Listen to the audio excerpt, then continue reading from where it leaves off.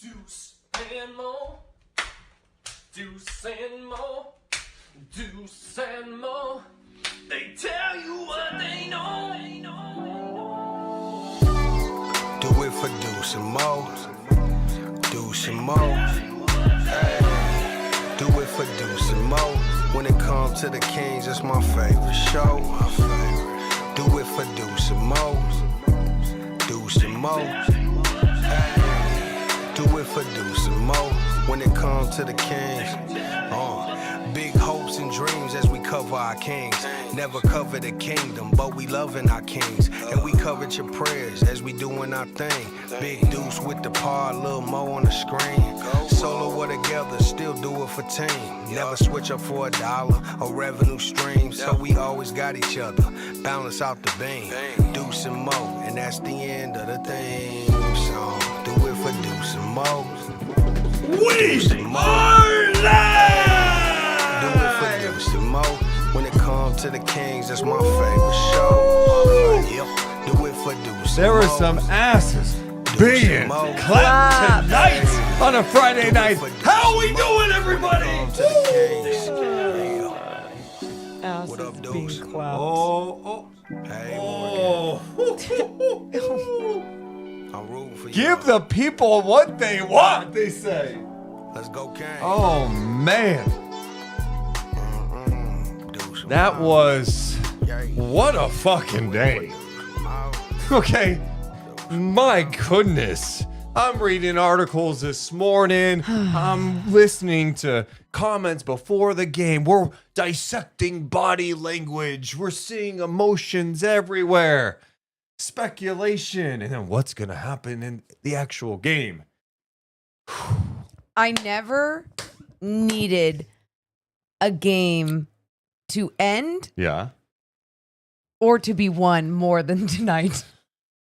I needed it all to be over, but I also needed the dub. I don't think tonight the game could have gone more perfect. I agree. Actually, everything.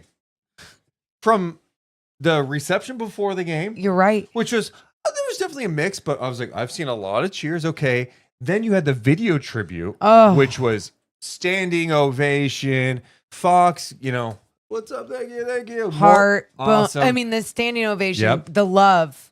Good job. And then every time he touched the ball, From the start. booed. And it was like not the violent, gross, like it was just like we're competitors too, and we might like you or liked you or whatever, but we want you to lose. And then the guy that you Love. got back in the trade, Yeah. Zach LaVine.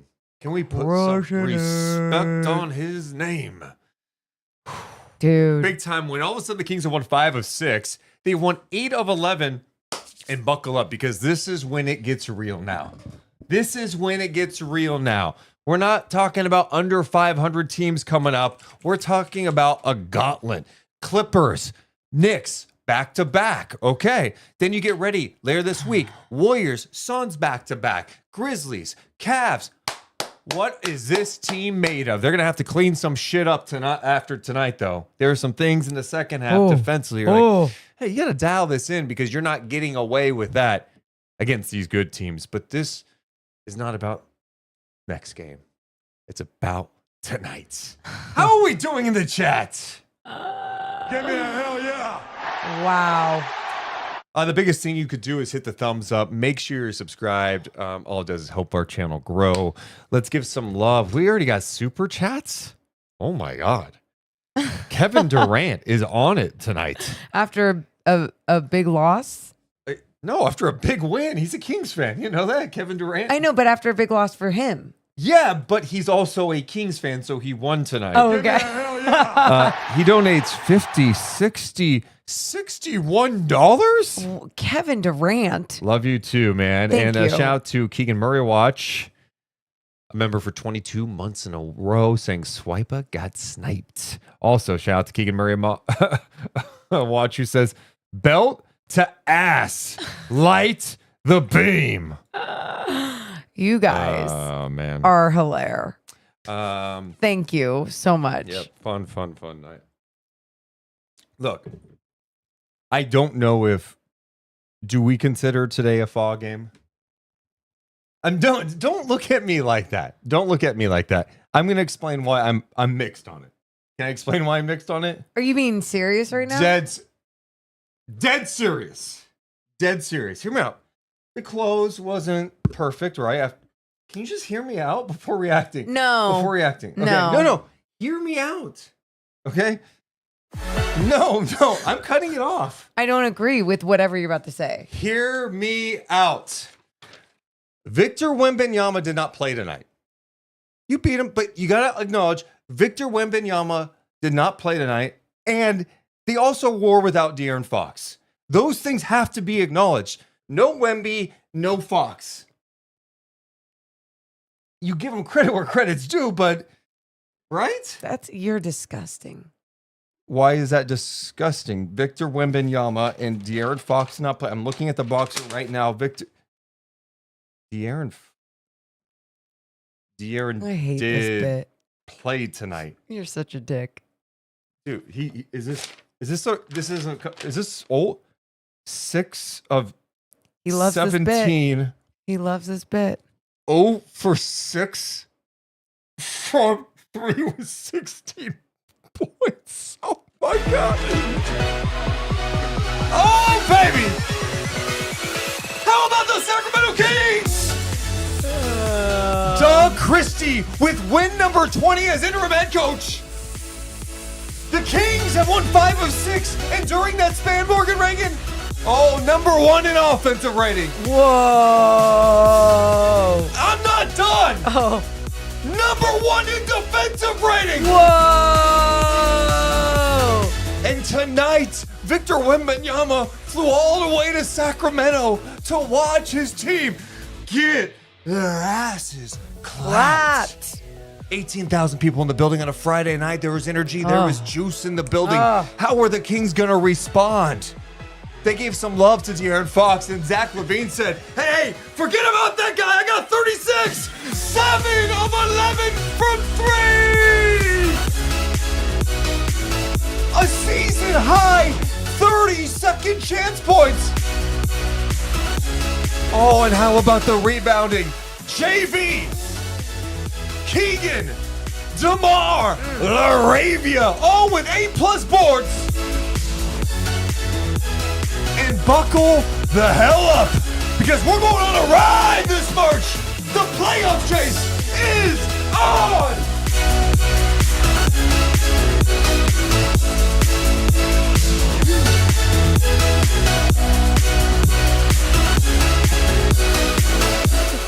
How about those Kings? Oh my god. You LaVine, guys. 3 after 3 after 3.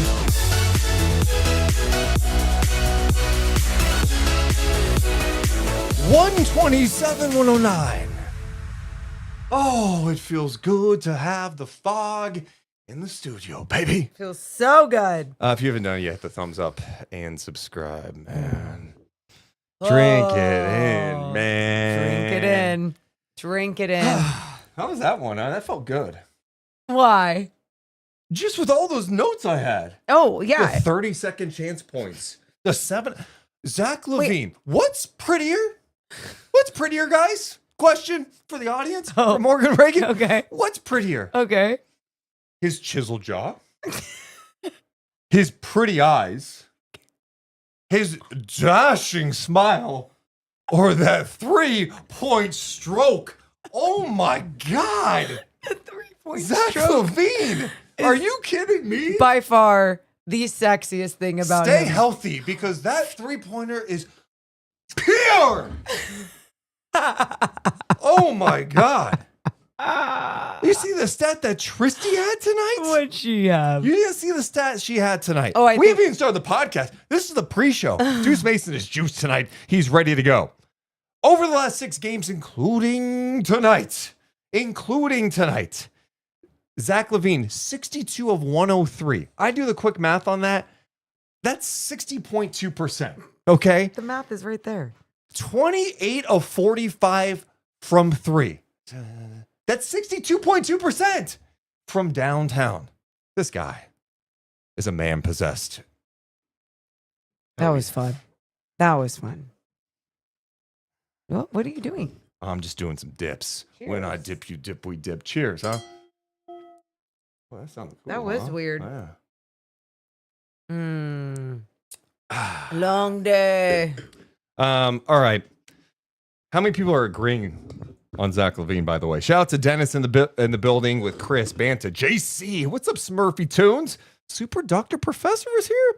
What's up, Ben? Hey, Jordan Angelo. Ignacio is in the building with Sac Kings. Who else is here? Casey Tucker's in the building. Can you believe it? No. Sleepy Mermaid Ariel is in the building with Sean. Oh, man, I love it. Thanks so much, Keegan Murray. Watch Slick Rick. Hell yeah. Appreciate you guys all for being here. There's too many of them to mention. You should Hey, have made Kylan, Slick Rick, Sean. You should have made that your poll question. What's that? The Zach question. That's a good point. My poll question tonight was, who was your player of the game? Zach, LaVine, Sacramento, or LaBeam? That's Yeah, hilarious. actually, I'm going to change the poll question. Wait, I liked it. I know, I liked it too, but we know the answer, okay? Oh, okay. Start poll. Okay. What's the question? What is the prettiest thing about Zach LaVine? Prettiest thing about LaVine? His smile, His smile, his eyes. his eyes. Oh my God. That jawline. Or Or that sexy ass shot. that sexy ass shot. That's our poll question for tonight. I think that's a fair one. Some people could read it as that sexy ass shot. Like no. like ass shot. Like No. The sexy ass shot. okay. And he got rid of the beard tonight. What do you think of the new look for Zach? The goatee? When you shoot like that, you can pull off anything. Are you saying you don't really like it? I think I might match him. I might grow out I could grow a goatee. You could over that little zit you have. Is it bad? You can't see it on camera. Oh shit. I noticed it tonight. I was like, ooh, who's All gonna right. tell him, huh? Ray says he's obviously voting for the ass shot. Okay. And breaking news, 69% of people are voting for the ass shot. That's almost poetic. That's awesome. Oh my god. Daniel says, fam, it's the jawline. Let's be honest. Give me a hell yeah. Hey, he got a fresh cut, Louise. You're damn right about that. Oh my god. Man, I feel like there's a lot to go over. There's so should we start the so pod? much to go. Yeah, let's do I it. feel like I already started. Ben says, we're both wrong. It's the new goatee. All right, Deuce and Mo, we're coming down in 3, 2, 1. Hit my music. Deuce and Mo.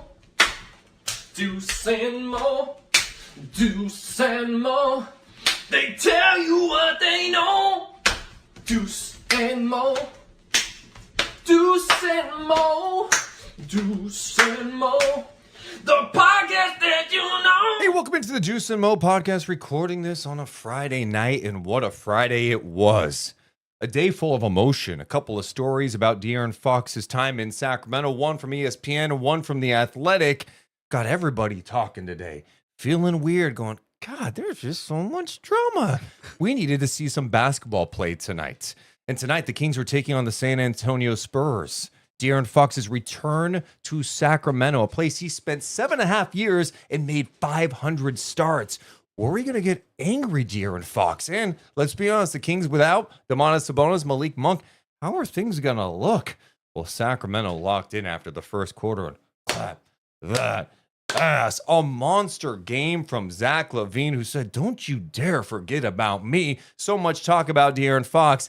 I was the guy that was in the trade too. LaVine hit 7 of 11 from downtown. He had 36 points, and Keon Ellis playing some tough defense. The Kings, amazing on the glass, 30-second chance points, a season high, and now that propelled them into a big-time win on the home floor in front of an awesome crowd at Golden One Center. They beat the San Antonio Spurs 127-109. They're now 33-29 on the season. They have won 5 of 6 and 8 of their last 11 games. Doug Christie now 20-11 as interim head coach. I'm Deuce Mason. That's Morgan Reagan. This podcast presented by our friends over at Sentivo Vineyards and Winery. Morgan Reagan, how you doing? I am so damn good. So good. I could not wait for this game to be over.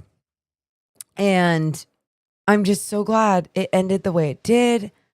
I feel like I don't feel exhausted. It's like emotionally exhausted.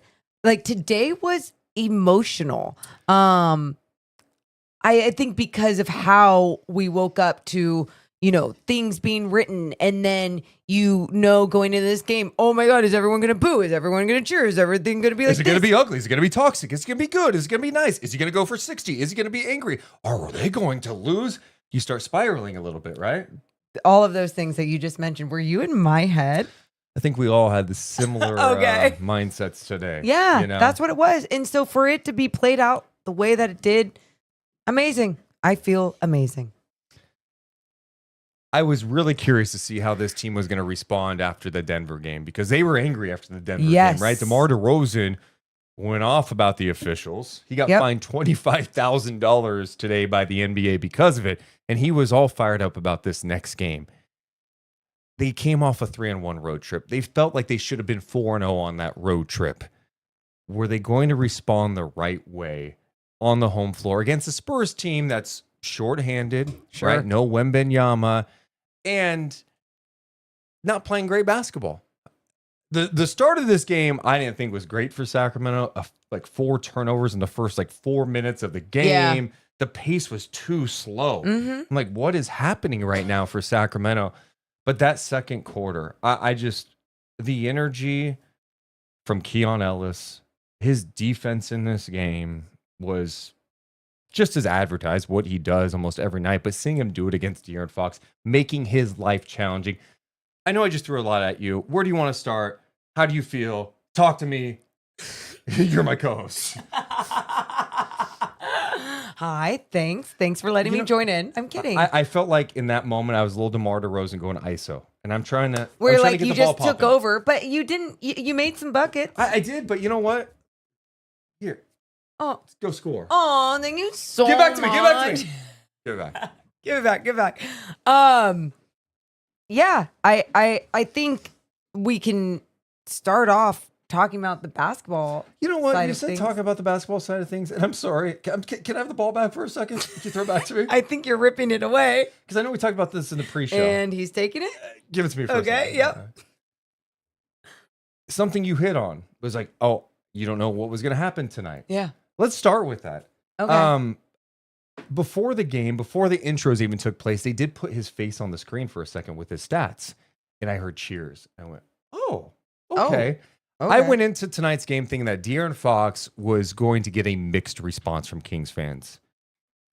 So during intros, he was introduced last by Scott Moak from the University of Kentucky. You know, Scott gave him a little extra love because he's really good at what he does. And, Fox deserved it too. And you definitely heard some boos, but then you heard a lot of cheers. I think there were more cheers than boos. Yeah. Because boos overpower cheers big time. Always. And so I thought that was encouraging. And then every time he got the ball, boos. The tribute video hit. Everyone's standing. Mostly everyone's standing, I'm guessing. Yeah. De'Aaron Fox does a little heart thing. Great pop. I just thought it was a cool moment.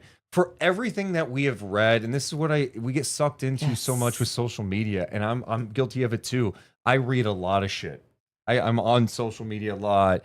I'm on Reddit. You haven't allowed it to No, I'm not saying make you feel a certain way this but year. it felt like, oh, okay, maybe he is. Maybe I'm misreading this, and he's gonna get booed big time. Yeah. And what it told me is oh, come on, Deuce. You know what? When you go eat a meal at a restaurant and you have a good meal, you go online and go, hey, everybody, I had a great meal at wherever. Name a restaurant. Oh, Chevy's. You wouldn't say that. Chili's. Never. We wouldn't go to those places. Okay. Anyway, my point being is you don't do that, but if you have a bad meal. Oh, you're like, this had a cockroach in it. I'm telling my friends, I'm being loud about it. That's just kind of how social media works in 2025. And also, I think it's 2025. More people are split than ever on almost every issue, important ones and non-important ones like basketball. So I didn't know what to expect. I just liked what I heard tonight. And I thought that tribute moment was a cool moment. for the fans and for De'Aaron Fox. I was so happy that he received that because I think if you can take a step back, everyone, and just look at the amount of years that he was here, he was good not only to this team, but to the city in so many different ways, right? He could only control what he could control during those years. And he never was in those years making noise about wanting to leave Sacramento, coach after coach after coach, until finally, you know, it became too much, whatever. But it's like, then you get to that moment of like, can we just appreciate what it was?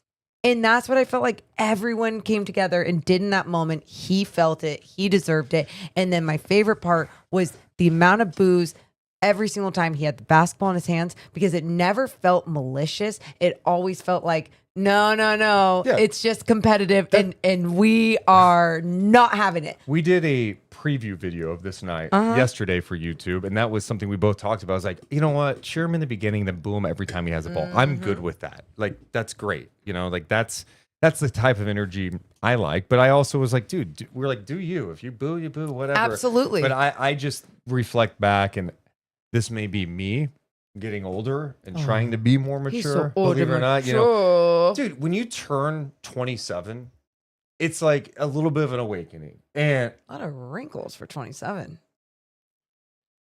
I think I have a lot. I mean, we talk about Zach LaVine's jaw chiseled. Similar to that. No. Okay. Continue. Two of the sexiest people in Sacramento. Zach LaVine. Deuce Mason. Find the lie. Tell me where I'm wrong. Anyway, audience, as I approach my late 30s, late 20s. Damn it. My late 20s. I don't know. I when I think about De'Aaron Fox, were there bad times? Yes. Did he handle everything perfectly at the end? No. I would have advised him to do things a lot differently. Even some of the comments that were out today. For sure. It is what it is. But what I do think of, for me, what I personally think of is that first playoff game, the playoff drought, how special that season was. And never forget honestly, it. after reading the articles I read today, I went, God damn, I missed that 22-23 team. That was 1 year where there was no drama. I could just enjoy basketball and vibes and the beam. I didn't have to worry about who's getting fired, who's getting traded. What about this power struggle? It's all stuff that I, as a basketball fan, don't care about. When little Deuce Mason was 5 years old and he fell in love with the game, it wasn't because he read an article and was like, oh, this is fun to talk about all the gossip. No, I saw a basketball player, Shaquille O'Neal, wearing an Orlando Magic jersey, dunking the basketball, and I fell in love. I went, what is this? And I got connected with the game. I fell in love with the game. So for me, all the other shit, especially after so much of it happening year after year after year after year in Sacramento, I'm done with it. I'm sick of the drama. Just give me a winning basketball team on the floor. Give me good vibes. Give me beams. Give me fog. I want to enjoy wins without chaos. And I think I speak for 97% of Kings fans out there. That's all we want. We just want to see a team that plays hard, that wins games without drama. I don't need egos. Check your egos at the door. We need to put together an organization. Here, there's your ego. Put it at the door. No, that was the ball. I'm taking the ball back. I don't want drama anymore. End it. Thank you. So I don't know what my point is. Oh, I took the ball back. The other thing No, I have it. The other thing I was going to say on top of all that, because you just touched on so many points with like this fan base, what they want, what we want as basketball fans, all the different things. And tonight in the NBC booth, there was other people there that are fans of other teams, work with other teams, and are just even there. And they were just like, wow, Sacramento fans are just different. Like, I am like, you're all making me believers. Like, I'm just vibing off the fan base, the energy in the building. And it is a thing of beauty when it's done the right way. And I just felt so proud to be a Sacramento Kings fan tonight with the way that things, I mean, obviously it's easier when you're winning the game most of the game and everything else. Sure. But like it was the perfect amount of cheers, boos, all the different things, appreciation. And I feel like now that this game is over, it's like, oh, that first game is out of the way. Time heals everything. And now we can move forward. Yeah, and I felt like I was already doing that. And that's what slightly irritated me about these stories coming out. Not that these stories don't need to be written. Absolutely. Of course, these coverage is important because Absolutely. journalism is important. You have to hold people accountable. Yep. And that's the same thing in sports. Like these teams and players and execs and coaches, everyone needs to be held accountable. Yeah. Okay. And sometimes it can get ugly because of that. But my point is, like, I was already like, oh my God, the Kings are playing well, blah, blah, blah. I'm feeling good. And then boom, story. And I'm like, ugh. And so I'm with you. I was so ready for tonight just to happen and to move on from it. And I'm glad that De'Aaron got the love. I'm glad Sacramento got that type of they got a great game. Oh. They got to express the emotion in whatever way they wanted to, whether it was cheering or booing. And that's so what's cool. beautiful about sports and life is 18,000 people can be in a building. They all want to see a team win, but they may have a different view on a former player. It was cool seeing De'Aaron tonight. I've said this to people before. I'm going to be biased. De'Aaron Fox, I'm sorry. Him and Rose coming to our podcast and being in this room for 2 hours on a hot day. I don't know that many NBA players would do that. So I'll never forget it. I'll forever. And it gave us, I think, one, it meant a lot, but I think it gave us better credibility and respect within the industry. Yeah. And that meant a lot. So. No, I agree. And again, it's like those things I'll never forget. Like you said, the Beam Team year and what he meant to that year, getting this organization to the playoffs, all the different things. So hang on to the good. Always hang on to the good. And hang on to this fucking win because that shit was fun. And it was so, and like, there was a big part of me going into this game where, you know me, I always am like, I hate when like former players don't do well. Like I want them to do well, but like I want the Kings to win. Like that's how I always want to go down. There's just, I loved how this one played out. De'Aaron obviously not having his best game, but he just wasn't having his best game. It was his former teammates that are really good on-ball defenders. Keon Ellis, my man. We're doing a good job of slowing him down. And that to me is what made it more special and even more respectful seeing the way that it played out for De'Aaron and the Spurs tonight. De'Aaron's return to Sacramento, he finished with 16 points, 8 assists, 6 of 17 shooting. I know. He did not make a three. He was 0 for 6 from downtown in this game. So a rough shooting night for De'Aaron Fox. The Spurs are now 26-35 after the loss. But yeah, I thought Keon did a great job. And it was good to see Keon get that opportunity. He was starting again because Malik Monk is out with a toe injury. And he was relentless out there. He's fun in the starting lineup. He really is. He really is. And I do like, we don't need to get into this now, but like, I like setting the tone with him in the starting lineup with Keegan, having 2 defenders out there and then bringing Malik off the bench. That's my take. And I want Malik playing a lot of minutes because you do miss his pace too. That's one thing. In that first quarter, the Kings scored 26-20. They only scored 20 points in the first quarter, and it was just clunky out there. Yeah. The pace was lacking, and Malik Monk, his presence of that type of spark, that type of energy of what he brings, pushing the ball up the floor, was definitely missed. And it was missed in the Denver game, and it was missed especially in that first quarter. But what I loved is that the Kings found a way to keep pushing the basketball, especially in that second quarter. They found a way to start creating more and more opportunities, second chance opportunities. And I thought it was just really special the way that they were approaching this game, how they should approach all the games down the stretch. But you could feel they were like, no. Like, we want this one. for these fans for different reasons. Former players back in town on our home floor. It's a big game. And you could just feel that in every rebound, in everything that they were doing. It was a big second quarter. Looking at some of the numbers, too, it was pretty ridiculous to see what Zach LaVine did in that second quarter.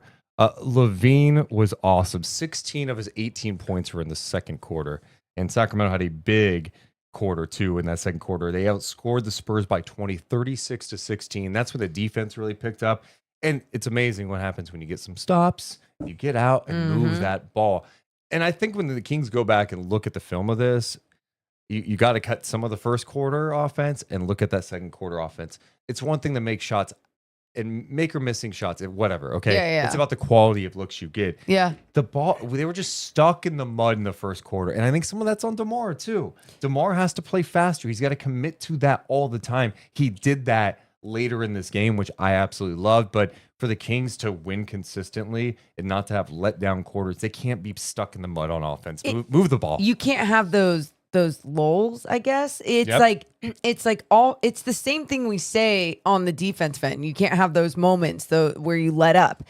I feel that same way about DeMar on the offensive end at times. And again, that's not it's not to shit on his game. It's to just criticize the tweak that can be better. And I think sometimes people go, he is who he is. And they do this with players just around the league. They are who they are. And he's going to do what he needs to do.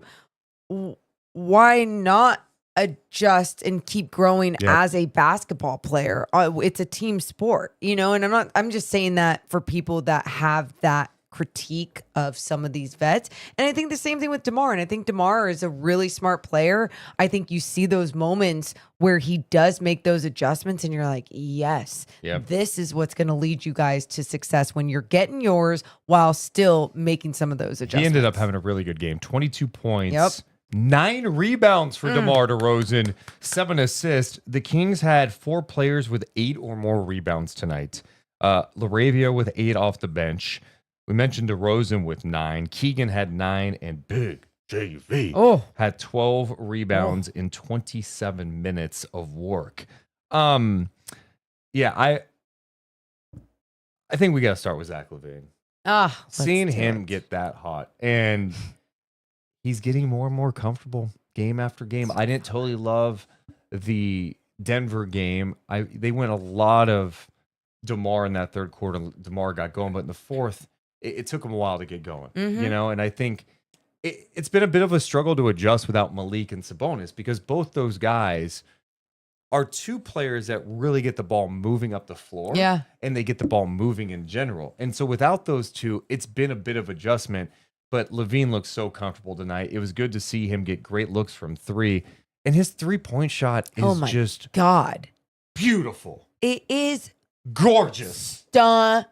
Like, put it in the goddamn LOOOVE. Like, my God. Especially when it goes in, obviously, you guys. But I just feel like his quick release, the perfect mechanics, if you were going to show a child what their form should look like, the release, show them a picture of Zach LaVine. Show them a picture of Zach LaVine shooting. I loved it. But not only do I love his shot, obviously 7 for 11 from beyond the arc, but when he takes it in and he has those crafty finishes at the rim, I'm just like, can you do that more? And it will be in a half court. It doesn't even have to be downhill. And where I thought we were going to see that more in transition or more like it has to be in an early offense situation. No, he can do it in the half court offense. And there's just moments I'm like, let's keep encouraging that because he's so athletic. He's so jumpy. He can be quick, all the different things. He's a threat from the outside that he can get that first step on guys. Be aggressive. That's the biggest thing with LaVine. Be aggressive. You look at his last 6 games. Tristy Rodriguez, our good friend over at NBC Sports, California Bay Area, put this out. Over his last 6 games, including tonight, Zach LaVine is shooting 62 of 103. That's a 60.2% from the field. And he is 28 for 45 from downtown. 62.2% from 3-point range. So Amen. he's on an absolute heater right now. And it's just fun. And I think that's the other thing about that's special about tonight is like we mentioned it. All the drama of the morning, okay? All these stories are coming out. And then, which is, stuff that's not going to go away. That's stuff that could linger on, and who the hell knows what's going to happen. Then you get to the game with Fox, and the guy that was part of the Fox trade that people were like, I don't know, LaVine's not that good, injury prone, blah, blah, blah. He has a monster game tonight, and you win. And the guy you traded did not have a good game tonight. Yeah. I don't know if it could have gone any more perfect for Sacramento and for Kings fans tonight. Perfect. It was awesome to see LaVine get going, and I think a healthy Zach LaVine is a really talented player. He is a bucket. And that, it's something that so many special players in this league have an issue with when it comes to health. I mean, you think about someone obviously on a different scale of Joel Embiid, and it can be frightening. I feel like he seems to be in a really good place with his body, his age, his athleticism, but also still just playing freely with his body too. Because I think sometimes that's what happens to people is they get injury after injury. They get a little like scared or timid to do certain things. And I feel like he's still utilizing all of his tools. He was spectacular. He was. And he was. we talk so much about his shot because it's been so efficient this year from downtown. And he's been a good 3-point shooter throughout his career. But let's not lose sight of the fact that how many times this season have we been talking about Kings just aren't a good 3-point shooting team. Kings just not a good 3-point shooting team. More than half the season. He has helped their 3-point shooting dramatically. We're starting to see more of these 17, 18, 19 3-point games again, in large part because of what he's been able to do shooting from downtown. Keegan Murray is starting to knock down threes again at an efficient rate. I think his number is close to 40% since early January. Oh my God. We're talking about a healthy chunk of time for Keegan Murray. He was 3 of 7 from downtown. So all of a sudden, you got LaVine who can knock down threes, right? DeMar's been knocking them down at like, you don't count on it, but like he's not afraid to take them. He took 4 tonight, only made 1, but he's been knocking them down. And then Keon has been lethal from downtown this season. So all of a sudden it's like, all right, I got some 3-point shooting a little bit here. Yeah. You mix things up, you make some changes, and you just empower guys in different ways. You're going to get different things. And to see these shots being made is also helping, obviously, the assist numbers. 31 assists tonight, just 8 turnovers. That's an amazing, especially with how we were talking about after the trade. Like, dude, this team is turning the ball over like crazy. Blah, blah, It blah. was insane. It was so bad. And a lot of it had to do with like these guys don't know each other, chemistry. But we kept just saying, just like play basketball though. Like stop thinking too much and like trying to get it here or trying to outlet it here. Like just play basketball. And you're seeing that flow in so many different ways. They're not trying to force it in. They're not trying to force it to one another. They're just allowing the flow of the game kind of come to them. And that goes for everybody. And right now you're seeing guys from the bench getting so many different opportunities because they're shorthanded without Sabonis, without Malik Monk.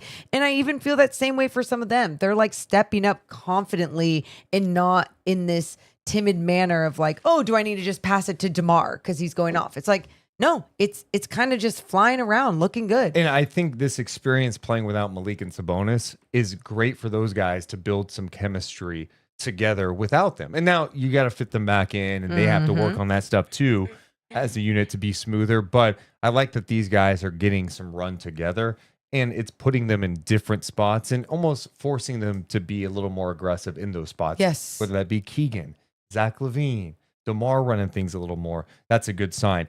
Homer James had a comment in the chat saying that the Kings are number 1 in 3-point shooting since the break. I went to confirm it. We do have an update at this hour. Yes, we can play. It's a sample size, small sample size, 7 games. But since the All-Star break, the Kings are shooting 42% from downtown. That is number 1 in the NBA. Before the break, they were 25th at 34.5%. Whoa. So that's before the break. Now, if we want to have a little fun with numbers, Okay. see what they are since the trade of De'Aaron Fox. Okay. It's amazing that I even know these dates, but Yeah. I do a How lot did of- you type that in so fast? come on, basketball mind. I mean, Get it. that's a date thing, dude. That's the February 3rd. Okay, so since the trade, they're not that much better since the trade. That's so funny. I Eight- do have Fox 18th. trade on my calendar. Yeah, so I think since the trade, they are 18th in the NBA, but it's trending up for Sacramento, which is a Yeah. great sign. It's a really good sign. Especially since of where they started. What? More stats, Oh. and I had some of these in the pre-show, but that was the pre-show. Okay. In the actual podcast, so the Kings have won 5 of 6 in their last 6 games. Number 1 in offense. Okay. Number 1 in defense in the last 6 games. Okay, we'll take that. Oh. They have won 8 of 11. They've won 8 of 11. During those 11 games, number 4 in offense, 12th in defense. Okay. Okay. Nope. Another one. With Doug Christie, they are 20 and 11th, 7th in offense, 19th in defense under Doug.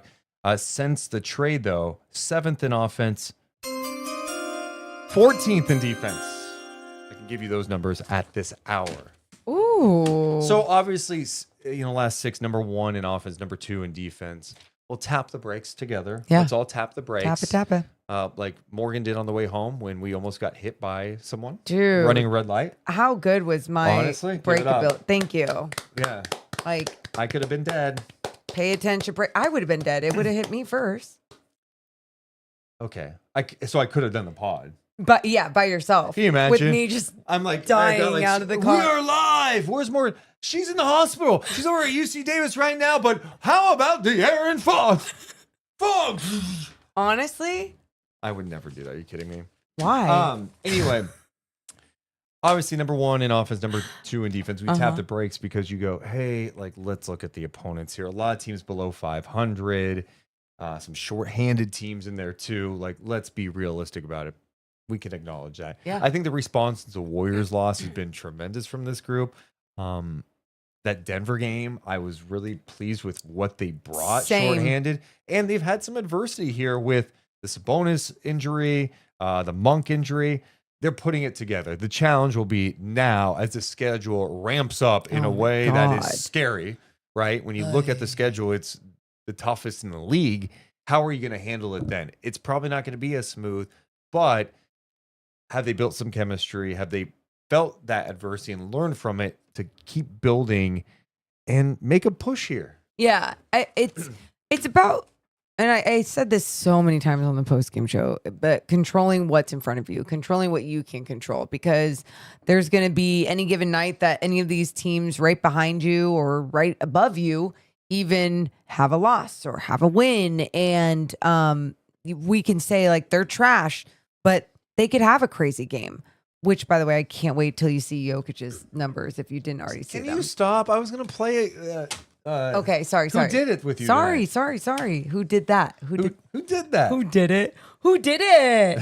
Who did that? Who did that? But yes. So anyway, just that my point to that being in the Western Conference, just making sure that you're doing what you can do every single night, 4 quarters, all 4 quarters. That's all you have to focus on right now. Not that much time left.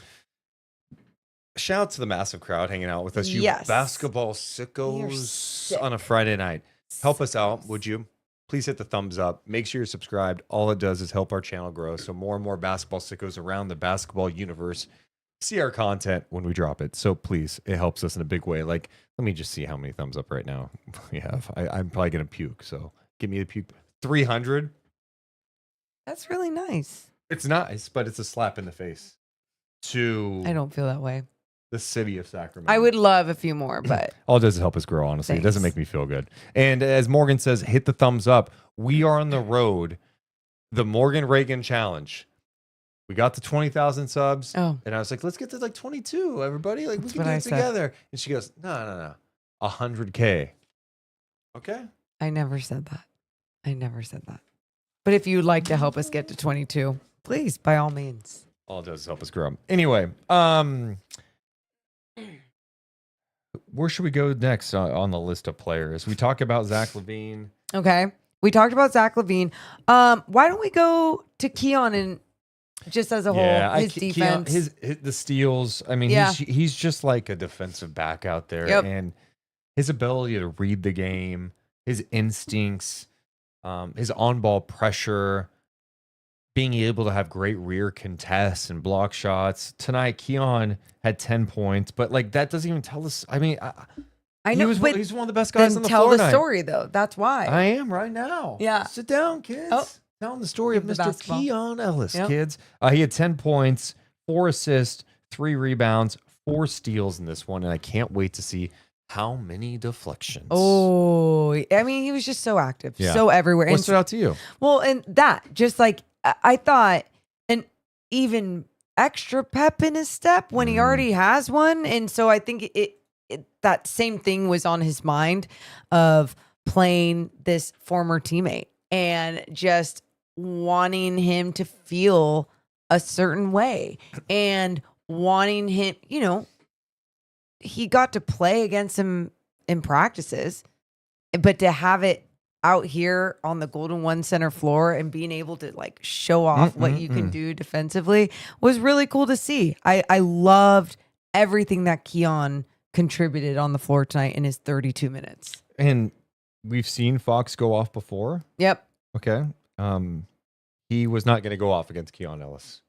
I know. Great job. And Keegan did not see much time on him. Just I was a little bit eager to see Fox and Keegan go at each other.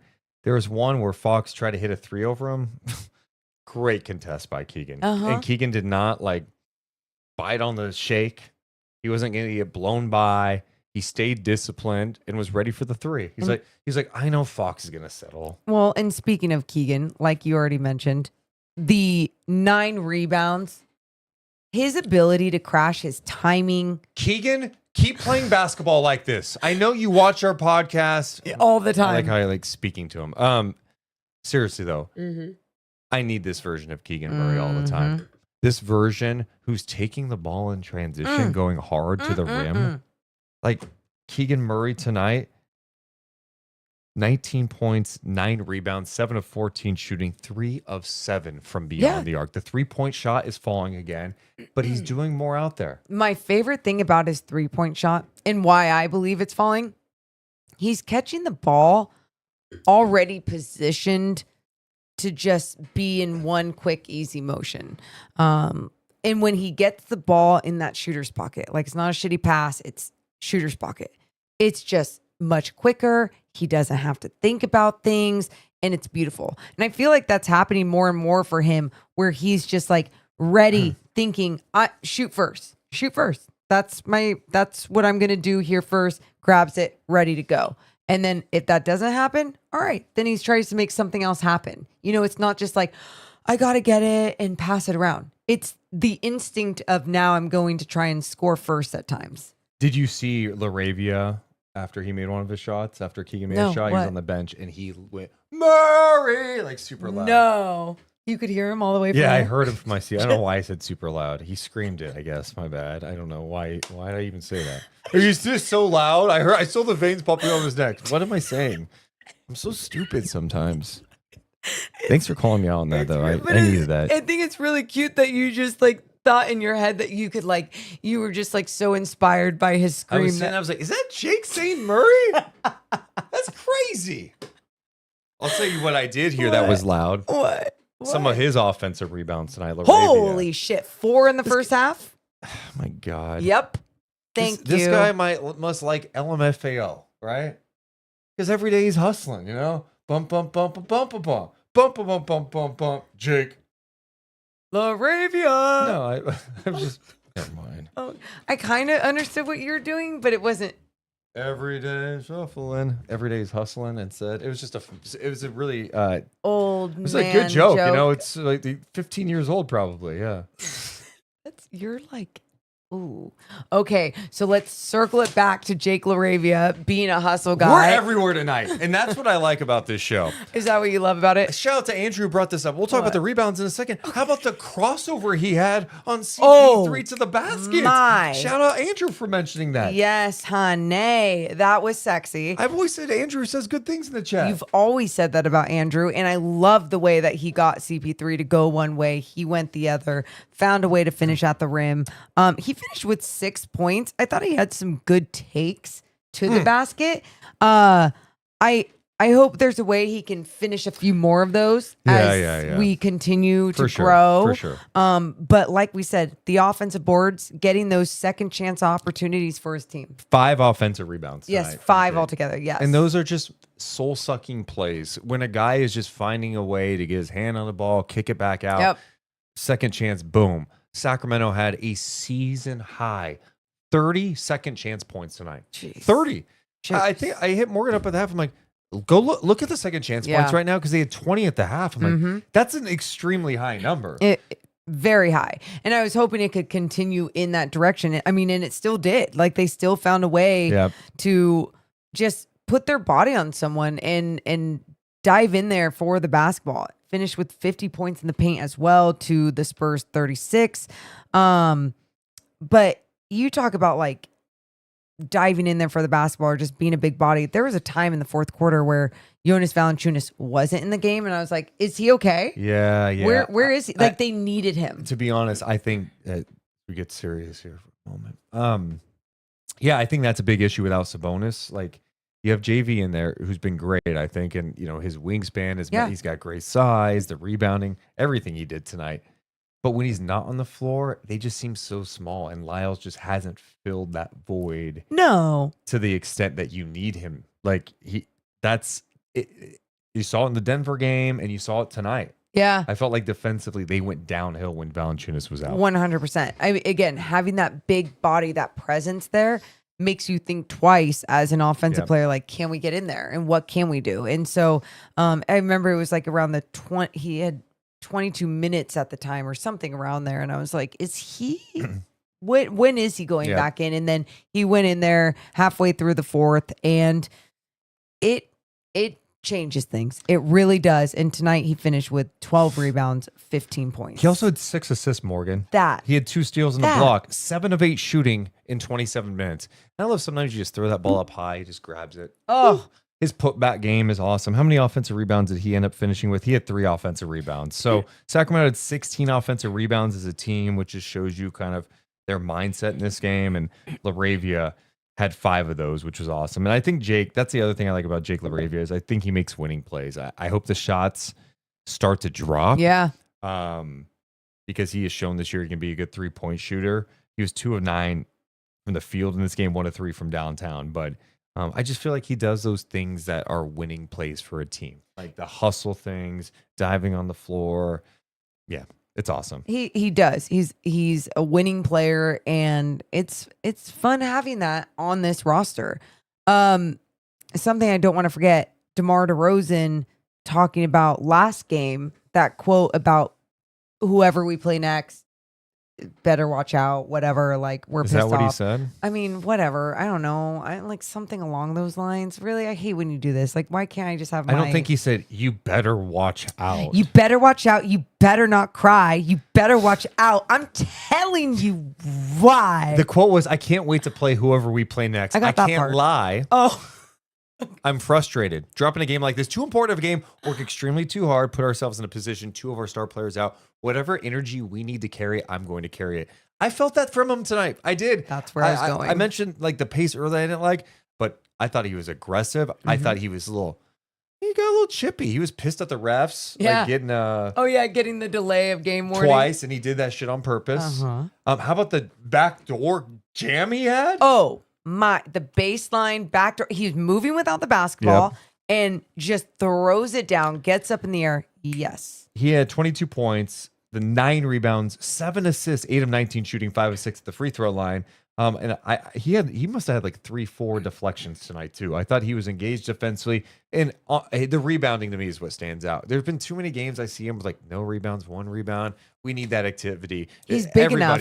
And the same like mindset has to apply when Sabonis is back too. Is the gang rebounding mentality? I know Sabonis can get the rebounds. I know Valanciunas can, but when everybody's doing it, it just shows you what it does for a team's energy. Yep. It's contagious to that energy. It's the same thing when someone has that on-ball pressure and you're all like, yes, let's all lock in. Let's all do this right. But my whole point to that quote was like DeMar backing up his words of how he felt, and he like spoke to his actions of what he was going to do, and he did it. And I was super impressed. And also you mentioned that the 7 assists as well. Yep. So sharing the basketball while crashing the boards, while scoring points.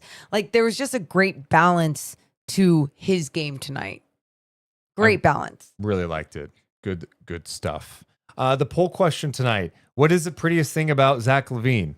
His smile, his eyes, that jawline, or that sexy ass shots? Oh. Of course, right when I go to read the results, it closes. Damn. Where is the poll question? This new like YouTube where it shows like the chat summary is so annoying. Just let me see the poll question. Wait. Do you have it in front of you? I Yeah, can't see. I'll Oh, here go. we go. I got it. Okay. We got an update at this hour. Oh. Almost 800 votes. 68% of people who have voted say that sexy ass shot. The next place is the second place, that jawline with 13%. Wow. The jawline getting a lot of love tonight. Wow. Maybe because he shaved into the goatee, and so people are like, I like the "Ooh." beard. Oh, I love the beard. Yeah. But that's the thing. Like, he can do a little bit of everything. That's when Is he not so dynamic? Can we get some super chats, Morgan Reagan? Yeah. Let's get some, including, let's see here. Moe donates $5 saying Keegan talking his shit is needed. Fox said he told Keegan to wait. I'm sorry. What the fuck does this say? Keegan is talking his shit is needed. Fox said Keegan told Fox to get his rook after he fouled him. Okay, Castle. All right, I like that. I like good stuff. Mr. Turtle, appreciate you. A member for 28 months saying, I wish they showed Rich Paul on the Jumbotron. Oh. You know, he was not at the game Not tonight. there. And I also like to remind you guys, he also is Zach LaVine's agent. So just remember that, okay? He's De'Aaron Fox's agent, but he also represents Zach LaVine. Silly Still donates $20. Wow. Give me a hell yeah. Aw. And so does Jan. Welcome to Sacramento. Was at the game tonight. Drop that interim tag, Vivek, and also our favorite Jan saying, Deuce and Mo, bring it, donating $20. Appreciate the love. Thank you. Joe says Chili's is great, you elitist. Dude, I used to go to Chili's all the time back in the day. Get a quesadilla. Yep. I haven't been there. I haven't been to Chili's in. Yeah. Oh yeah, the quesadilla. It was all about the queso. A chicken quesadilla there. The queso was only $8. You get chips and queso, and you could get bottomless chips. And it was the only way I could eat. Super chat from Dan. He donated $5 saying, Spurs fan here. Great game. Y'all have a very good squad. I was wondering what your opinion on Castle is. Oh, I love the shit out of him. Stefan Castle, we actually called his first games. Oh, yeah. technically, right? Yeah. At the California Classic in Correct. Sacramento. And immediately what jumped out to me was just his ability. I'm like, this guy doesn't look like an 18, 19-year-old kid. His feel for the game. His ability to finish at the rim. Yep. And I thought tonight, that putback jam he had was nasty. And the biggest thing for him is he going to be able to knock down the three on a consistent basis? And if he is, it's going to be it's going to be a really good player. I think defensively, he's got good size, the physicality, finishing at the rim tonight. He had 25 points, 10 of 17 shooting, knocked down 2 of 5 from 3. I like his energy out there. He plays tough. I am so with you. Yep. And again, you think about how young he is. You think about his feel for the game, his instincts, his size, all the things. What a future he has. And he's already showing so much of what he can do. He's also super young. So like the people say, he can't shoot. Yeah, I'm like, maybe he can't. But like, can that get better? Yeah. Shout out to Arabia. Want to say thanks for your heart hands, Mo. Glad I could Oh. show you my handmade jacket. Oh my gosh, such a dope jacket. That was, I mean, beautiful. That's cool. So cool. So Yeah. cool. It's so many creative Kings fans. Love the jacket. And thanks for the donation. That's so kind. We'll have more on this game. There's a couple more things we have to talk about. We saw some Devin Carter minutes tonight. Yeah. The Kings are losing an assistant coach. His final game was tonight. Yeah. Talk about some of the drama from today, too. Mixing a little bit of that. But we should mention that today's podcast is presented by our friends over at Sentivo Vineyards and Winery. Morgan, Cheers. after a Friday night game, you enjoy just a glass of wine from Sentivo Vineyards and Winery. And Sentivo Vineyards, best wine. I mean, I'm not kidding. Every single bottle has been phenomenal. But the people that run this thing, Sandy, Cindy, Jimmy, and the queen, of course, Helen, they're all such amazing people.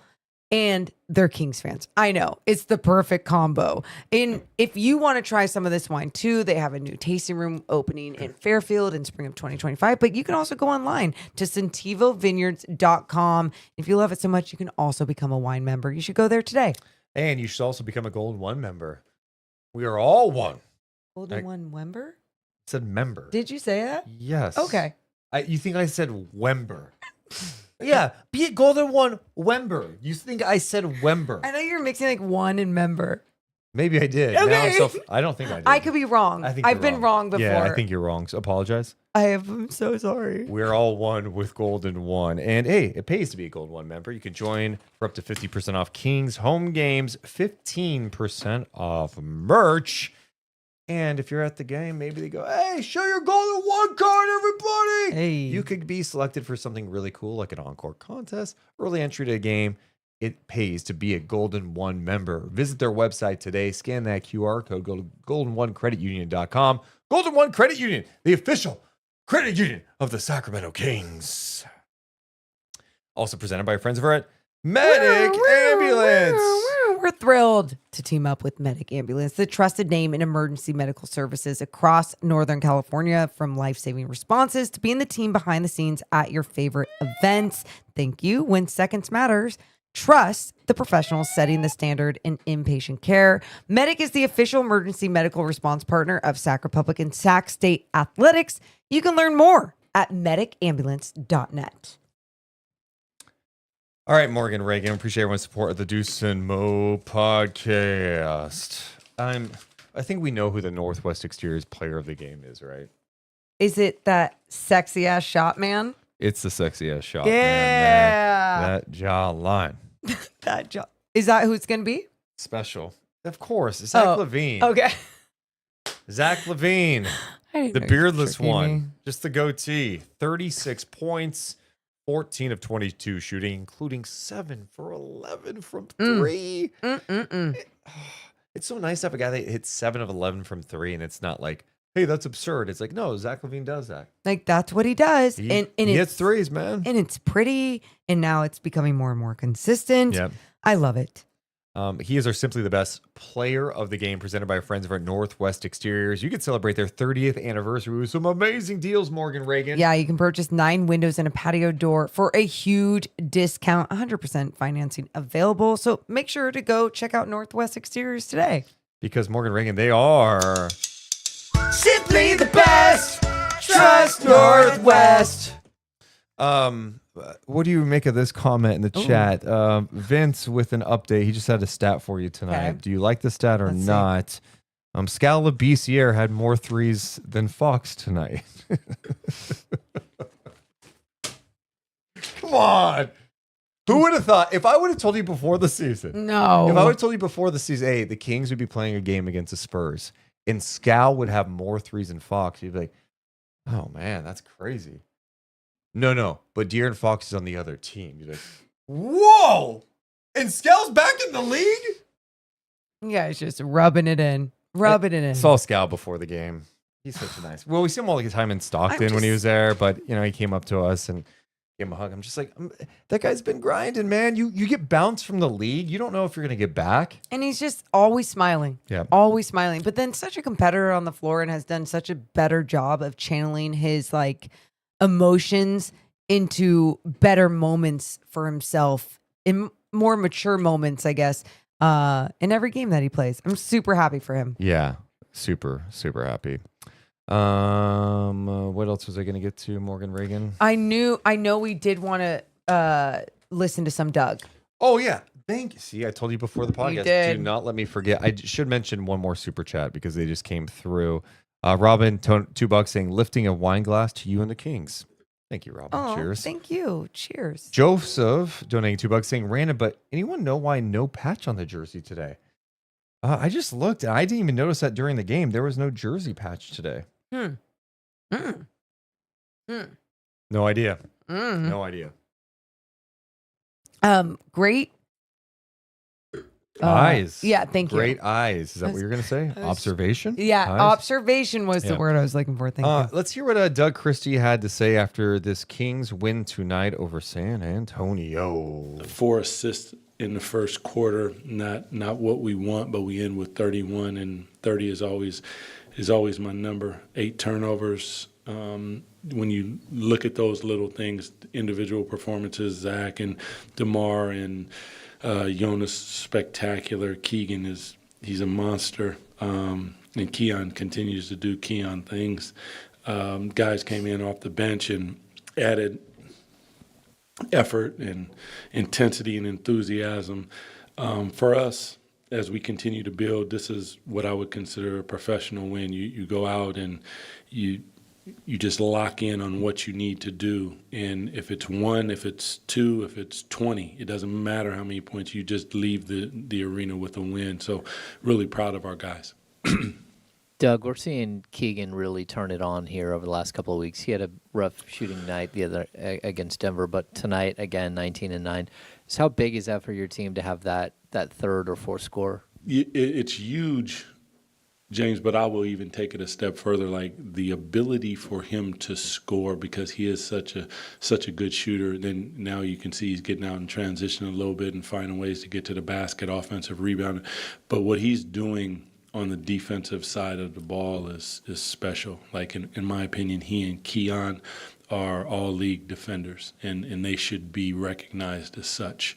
Whether they will or not, you will probably hear me continue to say this, because what they bring to our team and what they do for our team is part of the reason that those guys in that locker room have been able to turn it around.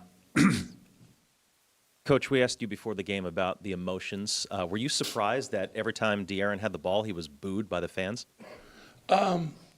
Fans, no, when he came out, they cheered. I think that's probably the vibe and the feeling of the people. I just think that is part of the game. It's the gamesmanship of the fans and cheering for their team and those type of things. I think that Foxy is loved here. And like I said, pregame, like things like that take a little bit of time. Time heals a lot, and fresh wounds, and yeah, he's loved. Doug, kind of following up on that, how did you feel your players, especially Zach, responded to the emotion of the night? Zach being the guy that, was kind of carrying the weight of replacing De'Aaron. I thought they did a good job. That was part of my messaging to them, is making sure that we don't get caught up in that. That's part of what happens when you promote a game and a lot of different things, but that's not what we're here to do. We're here to win the ball game, and we have to figure out a way to navigate through all of that. And I thought as a unit, like I said, the start wasn't exactly what we wanted, but after that, we kind of found our way. Doug, can you just talk a little bit about the process of like integrating Zach and how, things started, first 4 or 5 games or whatever, and now how things are looking with the scoring and the efficiency and all that? Yeah. Zach, first of all, is a special and spectacular player, and trying to unlock him is a lot of video, a lot of conversation between me and LB and Dip, and just trying to see and how he wants the ball. And and I think there's even more levels to it. He has ability to play off ball with his with his quickness, back doors, lobs, but then he can play backside action and hand off to him. And then there's the get the hell out of the way at the same time, and not everybody has that one. And I think, like, just talking to him, having dinner, and I don't know that he's gotten this many wide open shots. Like, guys are finding him, and I think when he first started, there was a little pump fake, and he's trying to catch and find a rhythm as opposed to just catching and pulling the trigger. So I think Zach will continue to evolve, and I'm really, really glad he's on our side wearing our jersey. Doug, tonight you moved to 20 and 11 since you took over. Just how crazy has this been for you, and to get that 20th win already, and to sort of see where you guys are at in the standings, and you guys have a shot? I haven't looked at all that, actually. So this is all about our guys, man. It's not really about me. I'm a vessel to try to let them be the best version of themselves and put them in the position to be successful. And then their openness and willingness to allow me to coach them, sometimes hard, is really everything, because that's what our league is about. Our league is about great players and the ability to communicate with them at a really high level. And all credit really goes to them. It's like I said, it's not about me. I'm here, and I love them. I appreciate them, and I mess with every single one of them. So it's a lot of fun for me to watch them succeed. When I look at a guy like Keegan and where he was at, and watching him now and the smile on his face, and then watching his teammates find him, those are the things like that we work on, that we talk about, that we show film on, and then to watch it manifest itself on the floor, that's what probably gives me the willies the most about what they're doing. Yeah. There's Doug Christie after this game. Did you say the Willies? He did. The Willies. You sound any older, huh? Oh, Doug. Doug, 20 and 11 as interim coach. NorCal Reed submitted in the chat, what are the chances he is a head coach next year? I mean, I think this next month is going to be critical to see like kind of where things are headed with this group. I mean, if it all fell apart and they just shit the bed. Don't you think who if knows? you make the playoffs, like, you're good? Yeah. Okay. Yeah. If So they there made you go. If they made the playoffs, like Yeah. won a play-in or maybe got a top Made six. the playoffs. If they Not- make the playoffs, Yeah, win a play-in. he's back. He's Okay. back. Yeah. Wow. Um, I figured and that. this is not. I thought about this, and this again. There's a lot of basketball to be played left. Still, I'm not trying to act like we don't need to like plant the flag here and be like, Doug Christie, oh my God, how amazing! But there has to be a lot of credit given to him based on the circumstances. Like, Yeah. you walk into a situation where the team was underperforming, okay, and like let's just call it the way it is. Like, he was on Luke Walton's staff before this, okay, Yeah. right? And then he was on Mike's staff, okay. They knew of each other, but I don't think they like were like tight before that. He was on the staff though, Yeah. okay. And then Mike gets let go. He gets put in as the interim guy.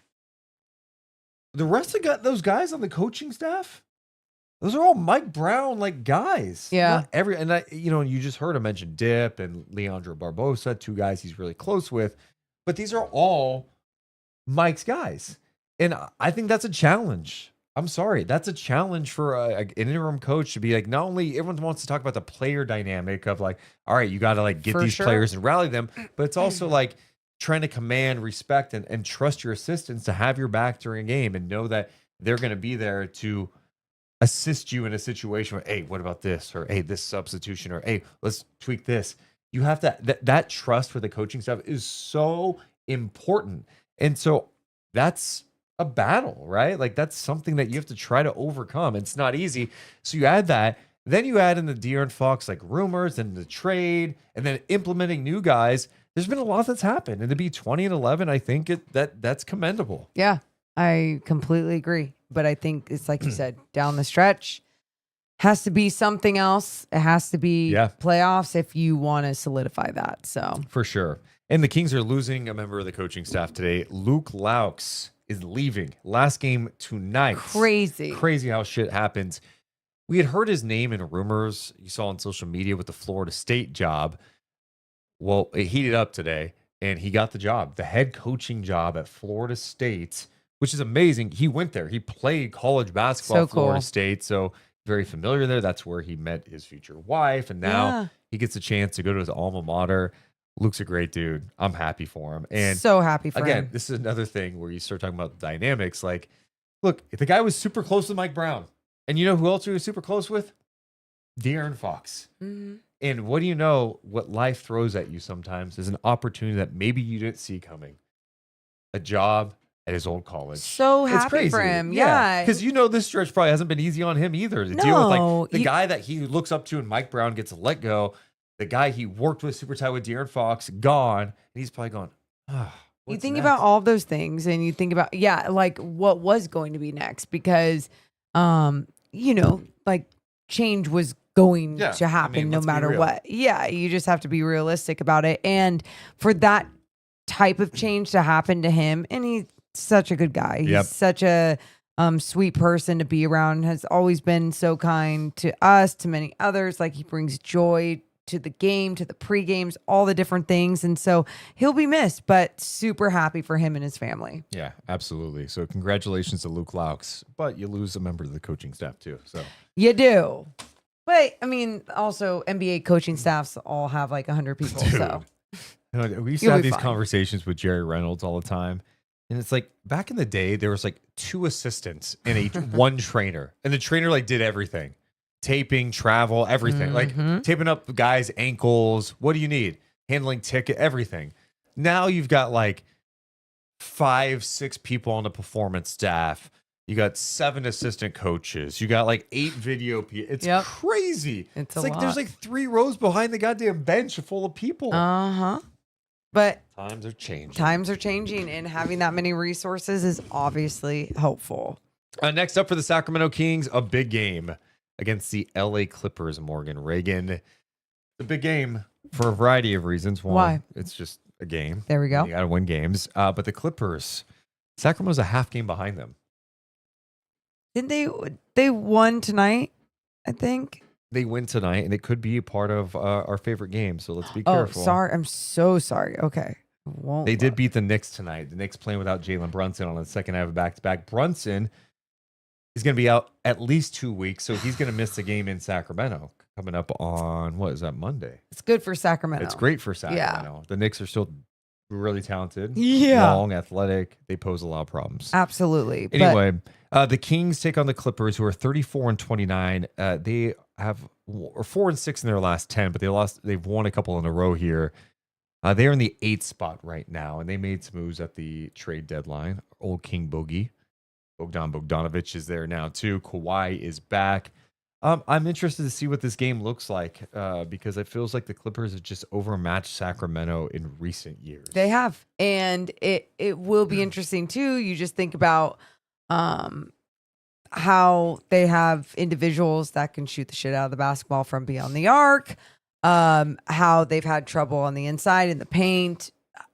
So I look at this game, I don't know what to expect because the Kings also have a very different roster than what they've had going up against them. So yeah, I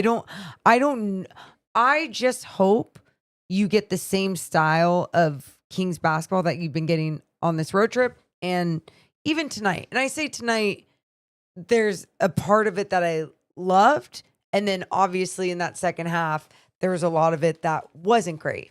But how can you keep that same intensity and aggressiveness when you're crashing the boards, when you're stepping up into the freaking arena? Like, we need this. Like, there's like a sense of urgency. I felt like the Kings let off the gas tonight.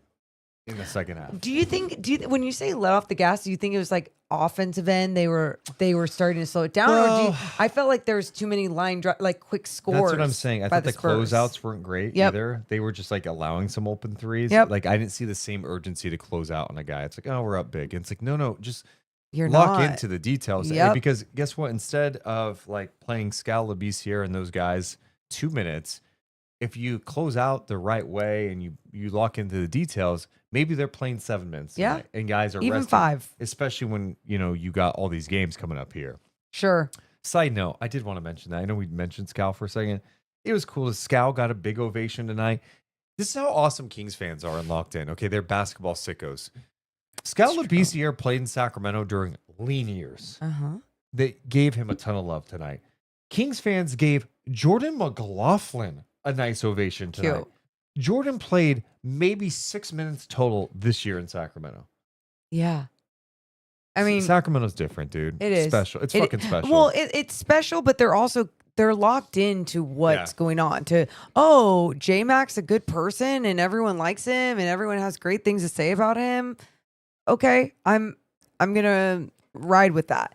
Like Scal, like obviously just those times of hope and maybe what he could have added, even if he didn't during those times. But then you see him on this grind of trying to just get back in the league. It's like respect. Yeah. Those things happen. So Kings and Clippers coming up on Sunday, then the Knicks on Monday. Holy shit. Yeah. A little back-to-back action. 6:30 on Sunday. Oh, man. You're just saying that because we're in I'm back in studio with you. Am I doing the Knicks game with you too? Yeah. Am I? You're doing both with me? Yeah. I haven't been on TV in forever. And it's honestly, it's fucking criminal. It's criminal. Like I know how Keon Ellis was feeling under Mike Brown. Oh, good comparison. Yeah. Yeah. Yeah. I make winning plays. I know. Get me on the schedule. Tell me about it. Tell me about it, kid. Tell me about it. God damn, man. I mean, you're preaching. I know. We're I'm both kidding. two people that just want to be on all the time. I know. So like we're Anyway, both there. at least I got this podcast with you guys. I know, because then we get to be on this all the like. Oh, I love I'm this. so podcast. glad we did this, so then we could always have a space to just be with our people who are just like us, who are all basketball sickos. Thank you. So you don't even understand how much you people mean to us. I'm curious from the chat. When you read the stories that were out this morning on ESPN, where De'Aaron kind of opened up about things, the end, really the Mike Brown thing is when he knew it was over in Sacramento. And then you read the Athletic piece. Are you like, are you like, oh my God, I like the drama, the juice to it? Where does it factor into your basketball consumption? For do you me, enjoy it? I read it all. I do, but I also I had people like send me stuff about it or just send me things, and it's like, yeah, I saw it or whatever.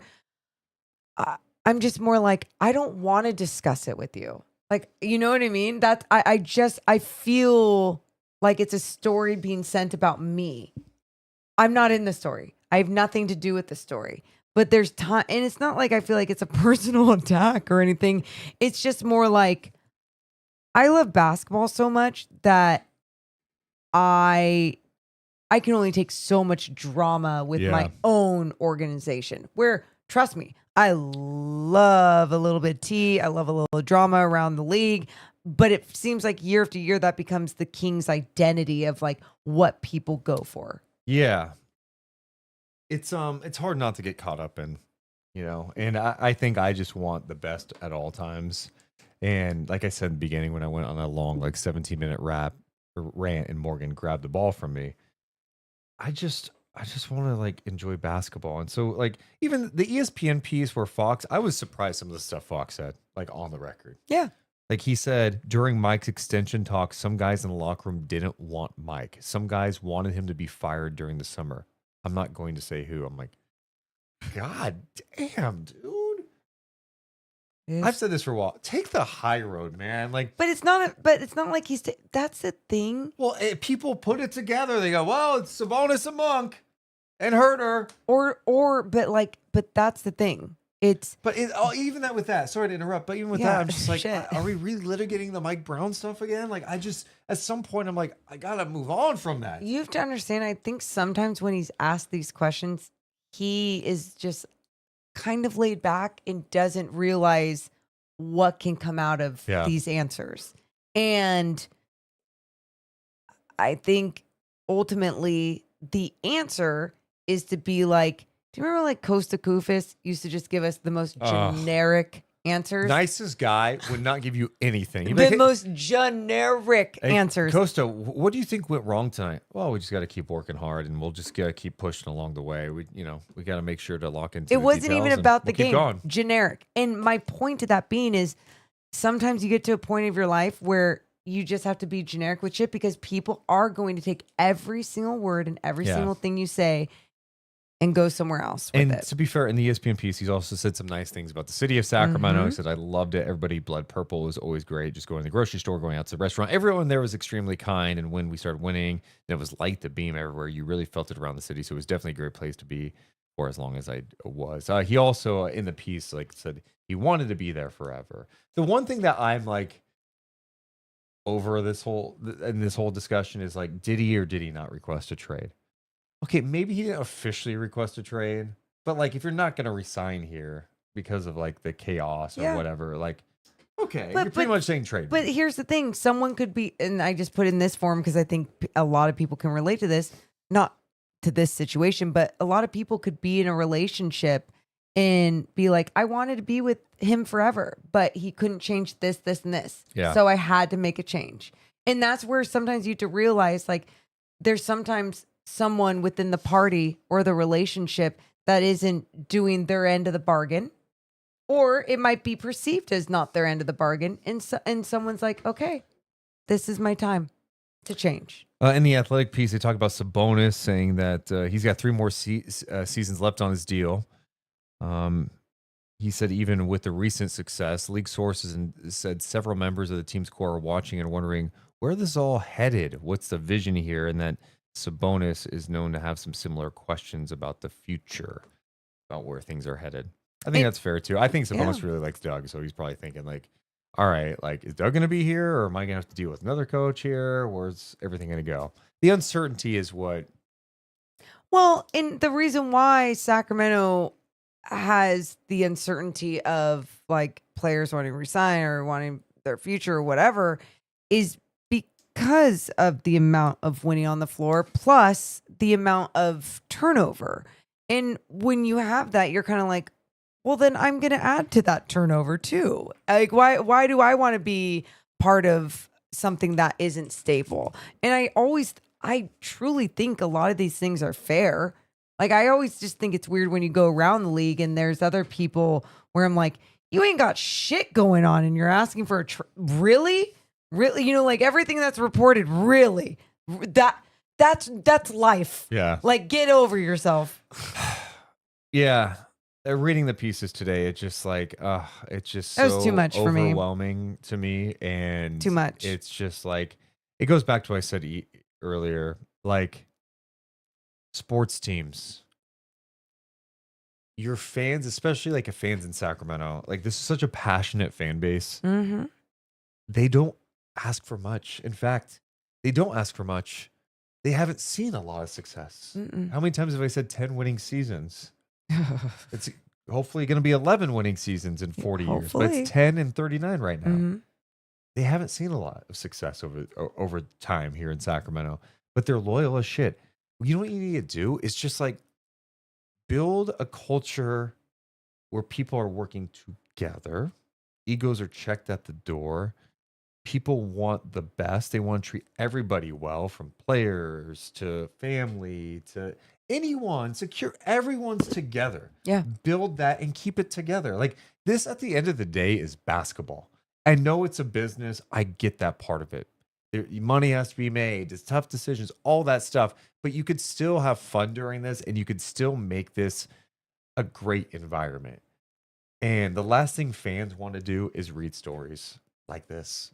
You I know, know. even if you like the drama a little bit, you don't like seeing your favorite team have stories. Even if you're like, I don't know what's true, I don't know what's not, I don't know what's a big deal, what isn't a big deal, what is a big deal. And it's not about like, oh, how do you keep things quiet? It's how do you make sure that just like from everyone, it's like you just said, from security to ambassadors to the top to coaches to players to anybody you can ever imagine across the organization are close to being on the same page of what the culture needs to be. And that's ultimately just like any workplace of what is like what you want to see and how you should obviously be running some places. And so I just hope that like as time keeps going by, stuff does get better. Yeah. And you just have to, I mean, just look at how successful teams run their operation. Like, and when I say successful, like the Kings have had success the last 3 years, but I'm talking about like teams who have a reputation, right? Yeah. You can mention the Warriors. That's okay. The Warriors have their issues too. Like Joe Lacob is not the easiest guy to deal with all the time. Sure. Okay, but they have Steph Curry, like, and he's one of the best players we winning have ever heals seen. all. Yes, right. There's nepotism there too. Like all those things exist. Think about the year that we weren't talking about drama. Yeah. Winning was happening. Yeah, exactly. There's no articles like that because winning. You're right. Winning cures everything. Everything. 100%. But what I'm saying is like Oklahoma City has a reputation. Like they have They have the most winning seasons over the last like 15 years, something like that. Or sorry, most 50 plus win seasons. Is that what I said at the beginning? I don't know. The most 50 plus win seasons since like 2009, Wow. Oklahoma City. And because they have like a front office that like, hey, there's trust there. It doesn't mean there's not accountability. There's trust. You let them do their shit. They have an operation. And by the way, there's lots of money and ego and power in all of these organizations. So I'm sure there's shit that goes on there too. But it's like we said, when you see success and you have a certain culture or things are being kept under wrap, like it just leads to even more success. And so I think just with the Kings over the years, like people are so used to finding a way to find the drama with them and put it out there. And if it's there, it's fair to put out. But it's just like, it's like you said, I just can't wait until we are talking year after year consistently more about what's just happening on the floor. Got one good year, man. One good year of that. And maybe more to come. Yeah, maybe. This year has not been the case. No. All over the place. Yeah. What else was I going to say here, Morgan? There's something I was going to get to about what you were just saying. I mean, I have no idea. Get inside my brain and help me right now. Magic School Bus, Miss Frizzle status. Is that her name? Yeah. Miss Frizzle. Okay. Are you serious? Did you not watch it? You're casual in the chat said this a lot tonight. It popped up again. Zach LaVine is the second fastest player to reach 300 points, 50 rebounds, 50 assists in Sacramento Kings history. The other is Big O, I think. Okay. Cool. Thanks, you're a casual. There's nothing casual about that stat, though. Hey. Huh? Oh, I know what we could get to since I forgot. Yeah. Who is I thought it he? said, who did that? Oh yeah, my brain did not click. Let's try that again. Okay. Who did that? Who is he? We go around the NBA. We didn't see the games tonight because the Kings were playing. We read some interesting stat lines and we tell you who Did that? All right, Morgan Reagan, let's start with Cleveland Charlotte. Ooh. Cleveland Charlotte tonight. Don't look. I said, why are I'm you not. looking? My eyes. I'm dyslexic. I can't even read that from far away. Cleveland Charlotte. You know, Yeah. the Cleveland 52 wins coming into tonight, taking on the Hornets team with 14 wins. Uh-huh. Who did this? 46 points, 8 rebounds tonight. 40. LaMelo Ball. It's a great guess. LaMelo Ball, 13 points tonight. Whoa. Okay. Donovan Mitchell. Donovan Mitchell was 0 for 6 from downtown. He had 24. I don't know. Miles Bridges tonight, 46 points. Sorry to bring him up, Morgan. 46 points, 15 of 32, shooting 4 of 10. But get this, they lost. It was 118, Good. 117, went down to the wire, but the Cavs got the win, despite the fact that they shot 42% and 11 for 34 from downtown. They got the job done tonight. Ugh. That is crazy. Good job, Cavs. Good job. That's a crazy who he did that. Who did that? All right. How about this one? Toronto, Utah. Two awful teams going head to head. How about this stat line? 18 points, 25 rebounds, Whoa. and 8 blocks. Wait, who are the teams? Utah, Toronto.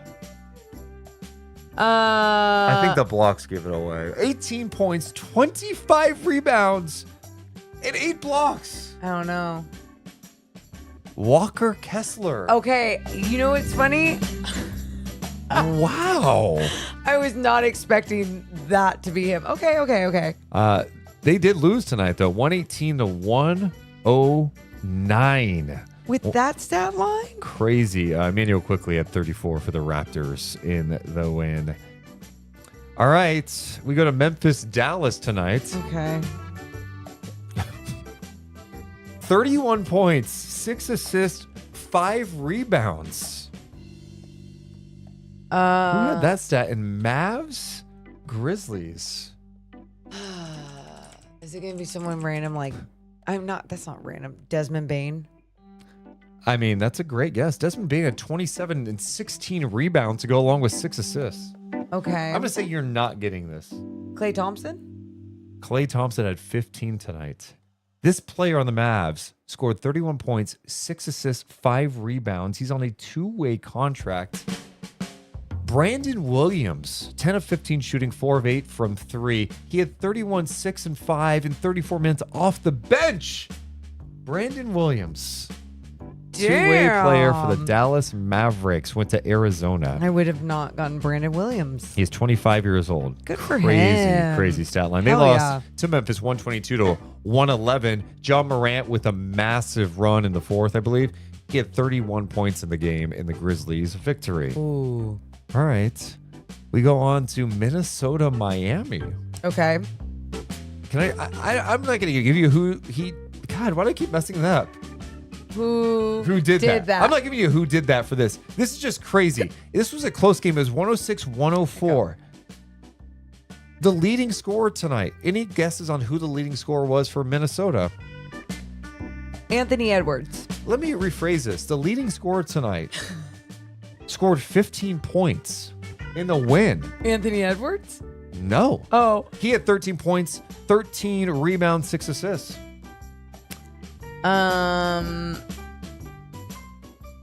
Naz Reid? It's a great guess. He had 15. He was one of 3 players with 15 tonight. This is the stat line. McDaniels 13, Randall with 13, Reed with 15, Edwards with 13, Conley with 15, DiVincenzo with 15, Nickeil Alexander-Walker with 12. How weird is that? Who did that? The T-Wolves did that. An even scoring game? That's insane. Wow. That balance is crazy. The balance, that's what I was looking for. Words are leaving my head. I could tell. It's getting late. I said even scoring, balanced scoring. Same thing. Yeah, but sounds better. OKC beat Portland tonight 107-89. Okay. Who had 10 points, 11 rebounds, and 11 assists? Who did that? Jalen Williams? Ding, ding, ding, ding, ding! Yes! Jalen Williams took 7 shots tonight. Had that triple-double. Okay, how about this one? Morgan already knows this. Oh, yeah. Nuggets, Suns tonight. 31 points, 22 assists, 21 rebounds in a win. Nikola Jokic. Is this guy serious? First player in NBA history to do it. Wilt never did that. That's what they put out. I believe it. But you didn't Morgan. 31, 22 assists, 21 rebounds. Even if like 7 of those assists were like, are they really assists? That's how stat guys do it nowadays. Dude, this is unbelievable. That's crazy. Pretty wild. That is insane. And they had to win in overtime. They did. And Phoenix came back and rallied in a big way to get back in that game. Tough loss for them, 149-141 in overtime.